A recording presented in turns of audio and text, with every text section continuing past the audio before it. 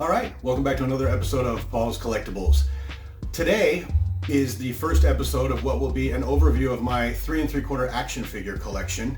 I previously did an unboxing of 4 figures that I recently got and added those to my collection, and this is a video for which I actually got a request, believe it or not. So we're going to go through, take a look. I think I'm going to end up doing them chronologically, but to begin with, I'll have you take a look at the figure that got me started on it all, and we'll do a quick overview of what I have. Currently, there are about 265 figures, give or take. I have mostly single 3 3/4 action figures.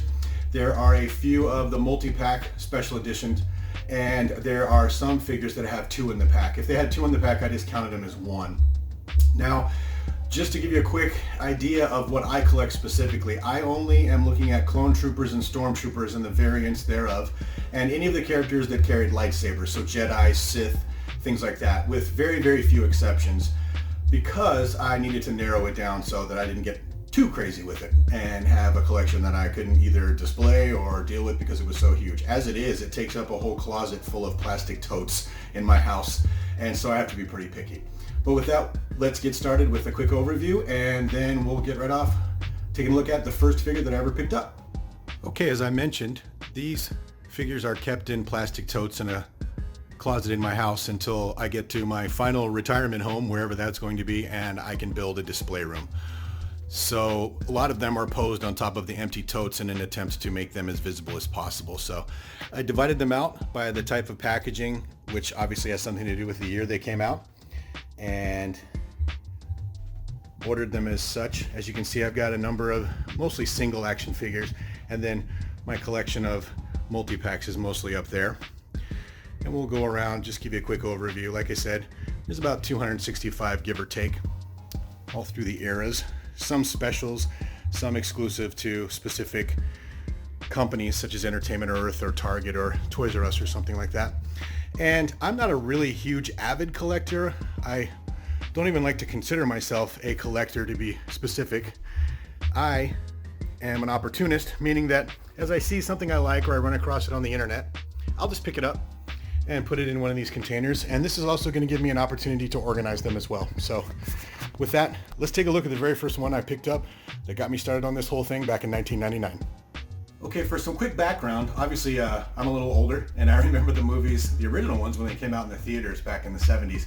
And like every other kid who was absolutely enthralled with those movies, I had tons of stormtroopers and action figures, and the old ones on the old cards, and the ones that didn't even bend. They kind of had like an arm that just moved up and down and stuff like that.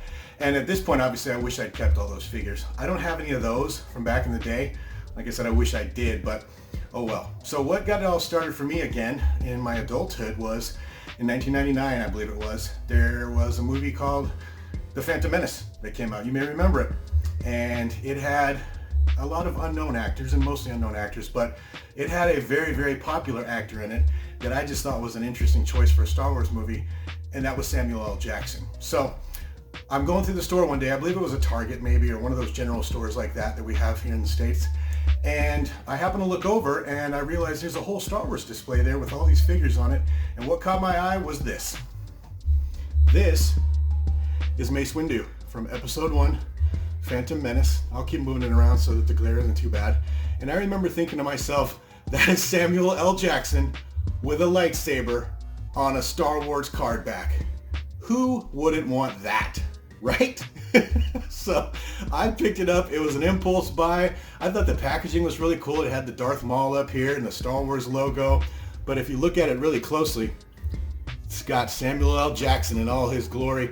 It's got a blue lightsaber, so maybe they didn't know his lightsaber was supposed to be purple when he finally drew it out in Attack of the Clones, because in this movie he didn't draw it out. So that's something interesting I find about it. And it's got the picture. These are the ones that came with the Comtech chips as well. And if you flip it over, it shows you how to work the Comtech chips. It's got some of the other figures from the line.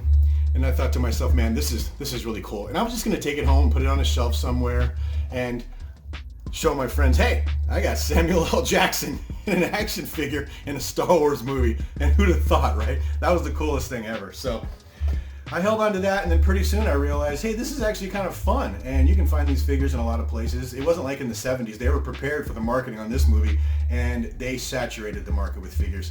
So I continued to pick them up and just put them in crates, and then I discovered something called eBay, and then of course internet shopping got really big and things like that, and next thing you know, I have what you saw earlier, 265 plus figures. So we'll start off with the Mace Windu. Hopefully this will be just a real quick brief episode to give you an idea. We'll call this the intro. But I plan to do them, chop them up in waves, and we'll go through and take a look at them all. But remember, this is where it started, right here. Samuel L. Jackson with a blue lightsaber, ladies and gentlemen. I mean, isn't that just the coolest? Who wouldn't want that, right? That started it all back in 1999, like I said. 20 something years later, coming up on 21 years later, here I am still collecting them when I get the opportunity and putting them in crates.